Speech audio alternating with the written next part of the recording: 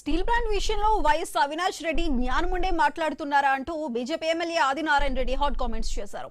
Jagan Kadapa steel plant కు ఒక్కసారి కాదు 2 సార్లు శంకుస్థాపన చేశారని, జగన్ అవినాషే పెద్ద చోరులంటూ విమర్శించారు.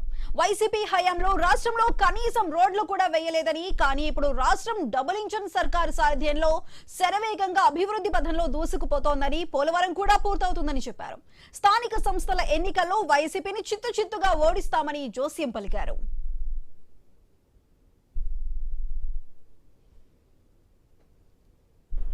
వైఎస్ అవినాష్ రెడ్డి గారు అన్నమాట అది స్టీల్ ఫ్యాక్టరీ క్రెడిట్ చోరీ.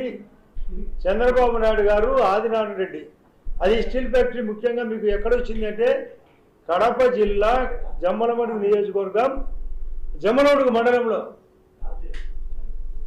ఇది గతంలో జగన్మోహన్ రెడ్డి గారు 2 ఫౌండేషన్లు వేసినాడు అదే ప్లాంట్కు. పోలవరం పుష్కర ప్రధాని పుష్కర నిధులతో రేపు గోదావరి పుష్కరాల నాటికి ఓపెనింగ్. అది కాకుండా అమరావతి రేపు ఎలక్షన్ల కంటే ముందు నాటికి టోటల్గా Amaravati. Railway zone already private building కూడా తీసుకోవడం జరిగింది. అది డబుల్ ఇంజన్ వలన. వైజాగ్ స్టీల్ ఫ్యాక్టరీకి 11,500 కోట్లు ఇవ్వడం జరిగింది బీజేపీ వలన. వైఎస్ అవినాష్ రెడ్డి గారు అన్నమాట